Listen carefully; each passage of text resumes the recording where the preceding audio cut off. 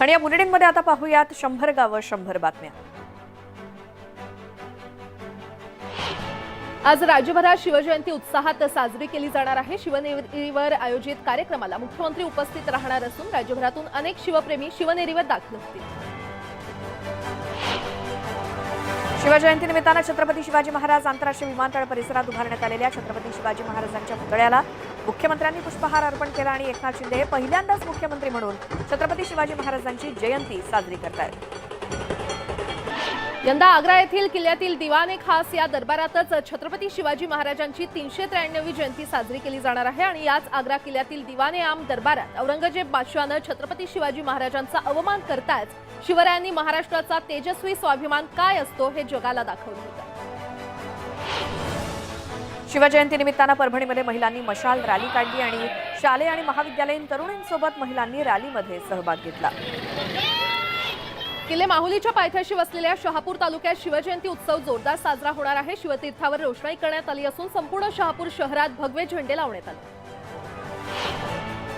शहापूरमध्ये शिवतीर्थ येथे जन्मोत्सव सोहळा मोठ्या थाटामाटात साजरा झाला। फुलांची उधळण करत थाटामाटात आनंदात शिवजन्मोत्सव साजरा झाला।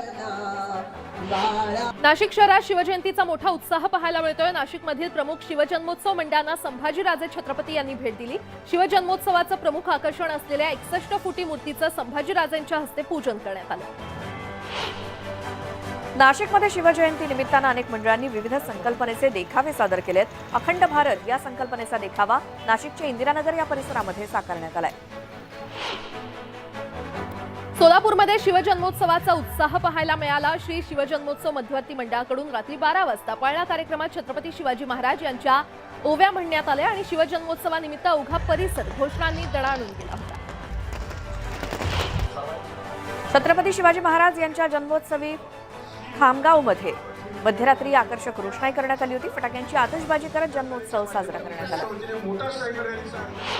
शिवजयंतीनिमित्त चाळीसगाव तालुक्यातील आजी आणि माजी भारतीय सैनिकांचा सन्मान रयत सेनेच्या वतीनं करण्यात आला। यावेळी नगरदेवळा येथील प्रसिद्ध शाहीर शिवाजीराव पाटील यांचा छत्रपती शिवाजी महाराजांच्या इतिहासावर पोवाड्याचा कार्यक्रम देखील आयोजित करण्यात आला होता। नांदेडमध्ये शिवजयंती निमित्तानं जिजाऊ ब्रिगेडच्या वतीनं मशाल रॅली काढण्यात आली। रॅलीचा समारोप झाल्यानंतर छत्रपती शिवाजी महाराजांच्या पुतळ्याजवळ दीपोत्सव साजरा करण्यात आला। यावेळी दिव्यांच्या प्रकाशात आणि विद्युत रोषणाईनं परिसर उजळून निघाला। शिवजयंतीनिमित्त जळगावमध्ये व्यसनमुक्तीसाठी उल्लेखनीय कार्य करणाऱ्यांचा शिवचेतना सन्मान पुरस्कार प्रदान करण्यात आला। ज्येष्ठ साहित्यिक उत्तम कांबळेंच्या हस्ते पुरस्काराचं वितरण करण्यात आलं। दुर्गाडी किल्ला खाडी किनारी सध्या स्मार्ट सिटीच्या माध्यमातून कल्याण डोंबिवली पालिकेकडून नौदलाचं संग्रहालय उभारलं जातं आणि त्यासाठी भारतीय नौदलाची युद्धनौकाही खाडी किनारी दाखल झाली आहे आणि हा ऐतिहासिक वारसा जपण्यासाठी राज्य सरकारकडून निधी देण्याचं आश्वासन मुख्यमंत्री शिंदेंनी दिलं। ठाण्याच्या घोडबंदर किल्ल्याच्या बुरुजावर 105 फूट उंच ध्वजस्तंभावर भगवा ध्वज फडकणार आहे। शिवजयंतीला हा ध्वज फडकवण्यात येणार आहे। गड किल्ल्यांवर एवढा उंच भगवा ध्वज असलेला घोडबंदर किल्ला महाराष्ट्रातील पहिला किल्ला ठरणार आहे आणि या गडावरील कामांसाठी आमदार सदनाईक यांनी 50 लाखांचा निधी दिलाय। केंद्रीय गृहमंत्री अमित शहांनी कसबा पेठेतील ओंकारेश्वर मंदिरात दर्शन घेतलं। त्यानंतर शहांनी कसबा मतदारसंघातील भाजपचे नेते उमेदवार हेमंत रासने आणि टिळक कुटुंबियांची भेट घेतली। केंद्रीय गृहमंत्री अमित शहा पुणे आणि कोल्हापूर दौऱ्यावर असणार आहेत। छत्रपती शिवाजी महाराज यांच्या जीवनावर बनलेल्या आणि शिवशाहीर बाबासाहेब पुरंदरे यांच्या संकल्पनेतून साकारलेल्या आंबेगावच्या शिवसृष्टीचं लोकार्पण अमित शहा यांच्या हस्ते केलं जाईल। यावेळी त्यांच्यासोबत मुख्यमंत्री एकनाथ शिंदे, उपमुख्यमंत्री देवेंद्र फडणवीस देखील उपस्थित असतील। उद्धव ठाकरेंनी रत्नागिरी आणि सिंधुदुर्ग जिल्ह्यातील खासदार, आमदार आणि पदाधिकाऱ्यांची बैठक बोलावली। मातोश्रीवरती दुपारी बैठक होणार आहे। पक्षचिन्ह आणि नाव गेल्यानंतर ठाकरे पक्षाची पुढची भूमिका तळागाळामध्ये पोहोचवण्यासाठी ही बैठक बोलावण्यात आली आहे। उद्धव ठाकरे सलग दुसऱ्या आठवड्यात उत्तर भारतीयांच्या मेळाव्याला हजेरी लावणार आहेत। पालिका निवडणुकीमध्ये उत्तर भारतीय वोट बँक आपल्या बाजूने वळवण्यासाठी ठाकरे पक्षानं कंबर कसली आहे। अशात अंधेरीमध्ये होणाऱ्या मेळाव्यामध्ये उद्धव ठाकरे उत्तर भारतीयांसोबत संवाद साधणार आहेत। मुख्यमंत्री एकनाथ शिंदे यांचं आज कोल्हापुरात जोरदार स्वागत होणार आहे। शिवसेना हे नाव आणि धनुष्यबाण चिन्ह मिळाल्यानं गंगावेसमध्ये आनंदोत्सव साजरा केला जाणार आहे। मंत्री उदय सामंत, दीपक केसरकर यावेळी उपस्थित असतील। पुण्यातील कार्यकर्त्यांनी रश्मी ठाकरे आणि आदित्य ठाकरे यांची भेट घेतली। मातोश्री हीच आमची चंद्रभागा, उद्धव साहेब हेच आमचे विठ्ठल अशा आशयाचे बॅनर या कार्यकर्त्यांनी हातात घेतले होते। पक्ष पळवून दिवसाढवळ्या घातलेला दरोडा आहे अशी टीका राष्ट्रवादीचे प्रदेशाध्यक्ष जयंत पाटील यांनी शिंदेंवरती केली. न्याय देणारेच डोळ्यावरती पट्टी बांधून कानानं ऐकून न्याय देऊ लागलेत अशी चर्चा जनमानसात सुरू असल्याचा टोलाही त्यांनी लगावला.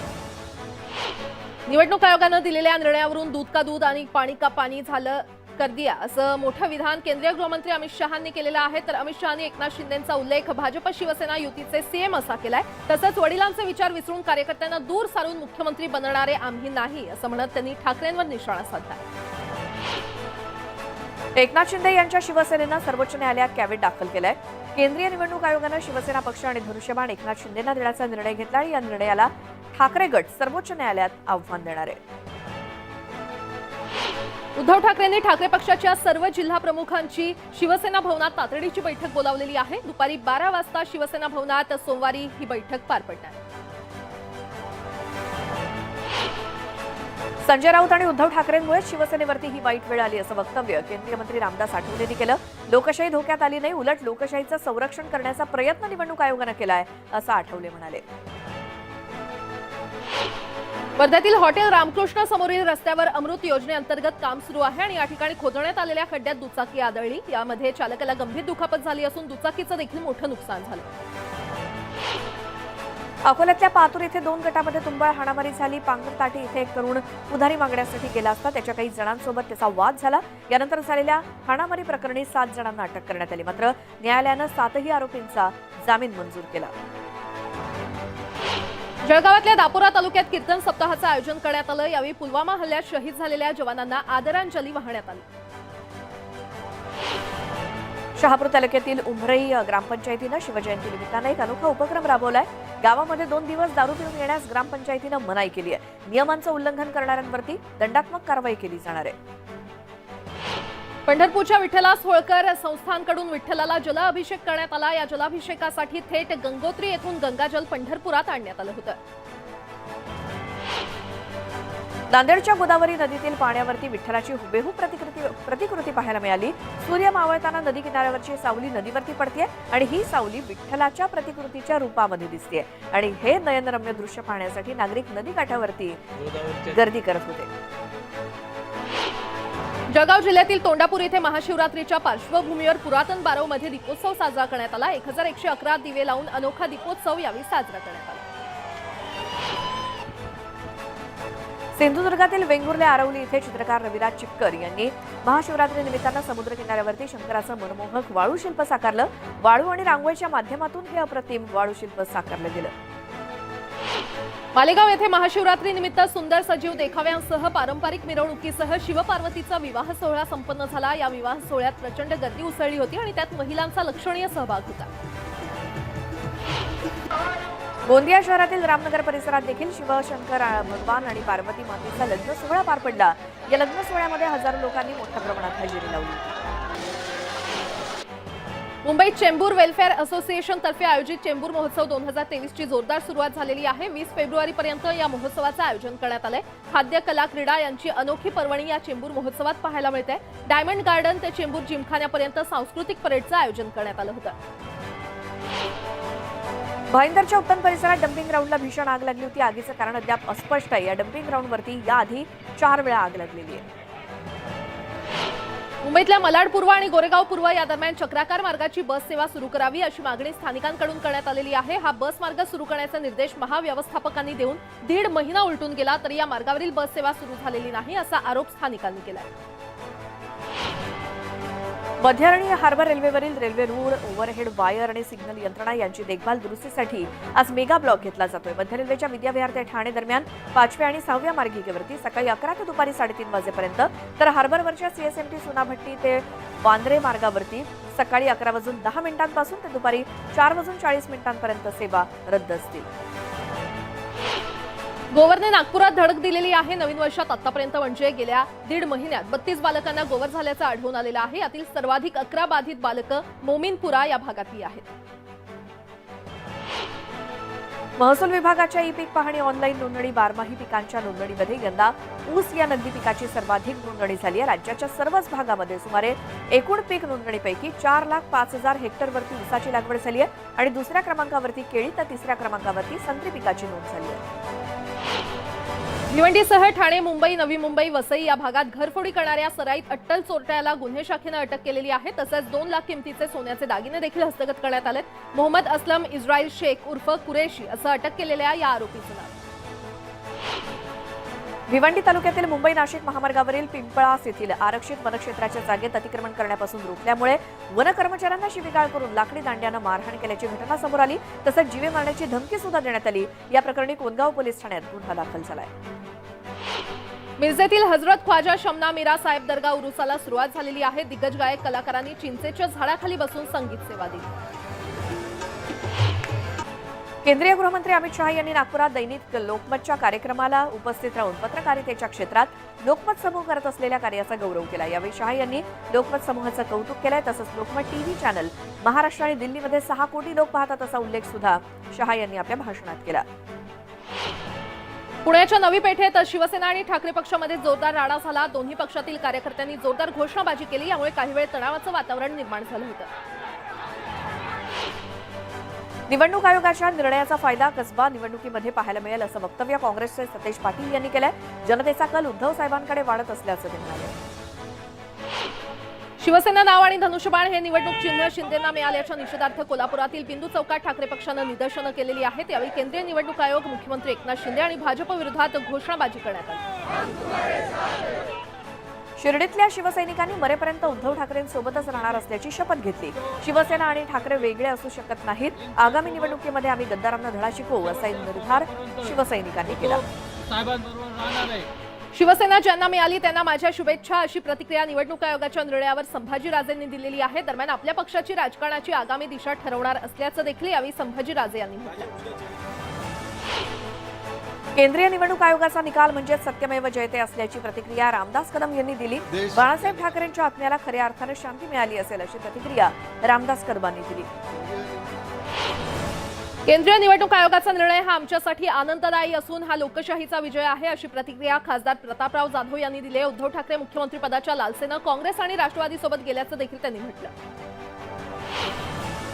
राज्यातील राजकीय परिस्थिती पाहता आणि राजकीय साक्षरता पाहता हा महत्त्वाचा विषय आहे किंवा राजकीय साक्षरता हा महत्त्वाचा विषय आहे. शालेय अभ्यासक्रमात त्याचा समावेश करण्याची गरज असल्याची प्रतिक्रिया सत्यजित तांबेंनी दिली. मला उद्धव ठाकरेंचं नेतृत्व मान्य नव्हतं, त्यामुळे मी योग्य वेळी शिवसेना सोडली अशी प्रतिक्रिया नारायण राणे यांनी दिलेली आहे. जी माझी अवस्था शिवसेनेमध्ये झाली होती तशीच एकनाथ शिंदेंची झाली होती. 2024च्या निवडणुकीमध्ये सर्व आमदार भाजप आणि शिंदेंकडे जाणार असल्याचं देखील राणे म्हटले. धुळे शहरामध्ये छत्रपती संभाजीराजेंनी शस्त्र प्रदर्शनाचं उद्घाटन केलं. त्या ठिकाणी ते असतानाच मंडपाला आग लागली होती. आग तत्काळ आटोक्यात आल्यानं मोठा अनर्थ टळला. कल्याणमध्ये खाडीकिनारी छत्रपती शिवाजी महाराजांनी दुर्गाडी किल्ल्याची बांधणी केली होती. या किल्ल्याचा ऐतिहासिक वारसा जपण्यासाठी मुख्यमंत्र्यांनी निधी देण्याचं आश्वासन दिले. कल्याणच्या मॅक्सी ग्राउंडवरती पोलीस अधिकाऱ्यांनी क्रिकेट खेळण्याचा मनमुराद आनंद लुटला आणि या ठिकाणी अंडरआर्म क्रिकेट स्पर्धा आयोजित करण्यात आल्या होत्या. बुलढाण्याच्या दिग्रसमध्ये 2 दिवसीय शंकरपटाचं आयोजन करण्यात आलं. या शर्यतीमध्ये भाग घेण्यासाठी राज्यभरातून असंख्य बैलजोड्या सहभागी झाल्या. उजनी जलाशयातून सोलापूरला पाणी पुरवठा करणारी पाईपलाईन फुटली आणि यात लाखो लिटर पाणी वाया गेलं. नांदेडमध्ये थंडीच्या लाटेनंतर आता उन्हाळ्याची चाहूल लागायला सुरुवात झाली. दुपारच्या वेळेला उन्हाची तीव्रता जास्त असल्यानं सर्वसामान्य लोक उसाच्या रसाला पसंती देताना पाहायला मिळते. दौंड तालुक्यातील पाटसमध्ये घातक प्लास्टिक केरकचरा घेऊन आलेला मालवाहू ट्रक कानगाव ग्रामस्थांनी अडवला आणि मानवी आरोग्यास हानिकारक असलेला हा कचरा ज्वलनासाठी वापरला जातोय का याची सखोल चौकशी करून कायदेशीर कारवाईची मागणी ग्रामस्थांनी केली. श्री विठ्ठल रुक्मिणी मंदिराला 700 वर्षांपूर्वीचं पुरातन रूप प्राप्त होण्यासाठी राज्य सरकारनं 73 कोटी रुपयांचा विकास आराखडा मंजूर केलेला आहे. कमिटी बैठकीनंतर मुख्यमंत्र्यांच्या उपस्थितीमध्ये होणारी ही बैठक मागील काही दिवसांपासून रखडलेली आहे. दौंड तालुक्यातील प्राथमिक आरोग्य केंद्रामध्ये गोळ्या आणि औषधांचा तुटवडा निर्माण झालाय. रुग्णांना काही औषधं खासगी मेडिकलमधून स्वखर्चातून आणावी लागतात. त्यामुळे आर्थिक परिस्थिती नसणाऱ्या रुग्णांचे प्रचंड हाल होत आहेत. कर्जबाजारीपणाला कंटाळून बीडच्या आंबील वडगाव येथील शेतकऱ्यानं गळफास घेऊन आत्महत्या केल्याची धक्कादायक घटना घडली आहे. थकलेल्या कर्जाचा आकडा 20 लाखांपर्यंत गेल्यानं कर्ज फेडायचं कसं, त्यामुळे त्यांनी टोकाचं पाऊल उचललं. भिवंडी शहराजवळील कारिवली ग्रामपंचायत हद्दीतील धाग्याचे भीम बनवणाऱ्या वारपीन कारखान्याला अचानक भीषण आग लागली आणि आगीमध्ये जीवितहानी झाली नसून आगीचं कारण अद्याप समजू शकलेलं नाही. लग्नाआधीच नियोजित वधूचा माथेफिरू तरुणानं गळा चिरून खून केल्याची खळबळजनक घटना जालना जिल्ह्यातल्या बेलोरा गावात घडलेली आहे. गावातील लोक जमा होताच खून करून आरोपी पसार झाला. 7 लाखांची चोरी करून नेपाळला पसार होण्याआधी आरोपींना तुळीस पोलिसांनी पकडलं. त्यांच्या ताब्यातून रोख रक्कम हस्तगत करण्यात आली. पिंपळखुंटा गावात विनापरवानगी महापुरुषाचा पुतळा बसवण्यावरून वाद झालेला आहे. याबाबत करमाट ठाण्याचे पोलीस निरीक्षक मुरलीधर खोकलेंचं निलंबन करण्यात यावं, या मागणीसाठी ग्रामस्थांनी 1.5 तास औरंगाबाद जालना महामार्ग रोखून धरला होता. राहुरी कृषी विद्यापीठातील कृषी अभियंत्यांच्या आंदोलन 25 दिवसांपासून सुरू आहे. सरकार आणि एमपीएससी आयोगाला सद्बुद्धी देण्याचं साकडं विद्यार्थ्यांनी शंकराला घातलं. भंडारा नगर परिषदेमध्ये कंत्राटी तत्वावर कार्यरत असणाऱ्या 30 ते 35 स्वच्छता कर्मचाऱ्यांनी आंदोलन केलं. 4 महिन्यांचं थकीत वेतन मिळावं, या मागणीसाठी भंडारा परिषदेच्या प्रवेशद्वारावर हे अर्धनग्न आंदोलन करण्यात आलं. कापसाला भाव मिळत नसल्यामुळे शेतकरी हतबल झालाय. राज्य सरकार याकडे दुर्लक्ष करत असल्याचा आरोप करत राष्ट्रवादीनं 40 गावांमध्ये रास्ता रोको आंदोलन केलं. बुलढाणा जिल्ह्यातील ज्ञानगंगा अभयारण्यामध्ये पर्यटकांना पलघट डॅम परिसरात एका अस्वलाचं दर्शन झालं. एका पर्यटकानं आपल्या मोबाईल कॅमेरामध्ये या अस्वलाची दृश्य कैद केली. ब्रेकनंतर आपलं पुन्हा एकदा स्वागत आणि आता उर्वरित बातम्या पाहूयात वेगवान. मावळमधील लोहगड किल्ल्याच्या पायथ्याशी असलेल्या डोणे गावात बालमावळ्यांनी शिवज्योत पेटवून शिवजयंती साजरी केली. शिवज्योत प्रज्वलित करून संपूर्ण लोहगडाला वळसा घालण्यात आला. किल्ले शिवनेरीवर शिवजयंती महोत्सव सुरू झालेला आहे. यानिमित्त शिवनेरीच्या पायथ्याशी बैलगाडा शर्यतींचा थरा रंगला. उचलकी टाक भिरच्या आवाजात बैलगाडा मालकांनी जल्लोष केला. आग्रा येथे शिवजयंती साजरी करण्यास जाण्यासाठी एक विशेष रेल्वे सोडण्यात आली. नांदेड ते सफदरजंग दिल्ली या विशेष रेल्वेला औरंगाबाद रेल्वे स्थानकावरून केंद्रीय रेल्वे राज्यमंत्री रावसाहेब दानवे यांनी हिरवा झेंडा दाखवला. कोपरगाव तालुक्यातील पोहेगाव येथे शिवजयंतीचं मोठ्या उत्साहात आयोजन करण्यात आलेलं आहे. शिवप्रेमींचं लक्ष वेधून घेणारी 35 फुटांची रांगोळी साकारण्यात आली असून ही रांगोळी काढायला 3 दिवस लागले. नाशिक येथे छत्रपती सेनेच्या वतीनं पुन्हा एकदा नवा विश्वविक्रम करण्यात आलाय. छत्रपती शिवाजी महाराजांच्या गळ्यातील असलेली कवड्यांच्या माळीचं 21 फुटांचं भव्य स्वरूप तयार करण्यात आलंय. जळगावात शिवजयंती निमित्तानं जिल्हास्तरीय मल्लखांब स्पर्धेचं आयोजन करण्यात आलं होतं. यात विद्यार्थ्यांनी मोठ्या प्रमाणात सहभाग घेतला होता. बीडच्या आष्टी शहरात छत्रपती शिवाजी महाराजांच्या जयंतीनिमित्तानं शिवकालीन शस्त्रांचं प्रदर्शन भरवण्यात आलंय. 2 दिवसीय प्रदर्शन पाहण्यासाठी शाळेतले विद्यार्थी आणि नागरिकांनी गर्दी केली आहे. छत्रपती शिवाजी महाराजांच्या जयंतीनिमित्त दौंड शहरामध्ये अनोखा उपक्रम राबवण्यात आलेला आहे. शहरातील वेगवेगळ्या भागांमध्ये शिवकालीन वेशभूषा करून घोड्यावर स्वार होत शिवकालीन दवंडी देण्यात आली. या बातम्यांसह या बुलेटिनमध्ये वेळ झाले इथेच थांबण्याची. मात्र इतर सगळ्या ताज्या बातम्यांच्या अपडेट्ससाठी तुम्ही मात्र पाहत राहा न्यूज 18 लोक.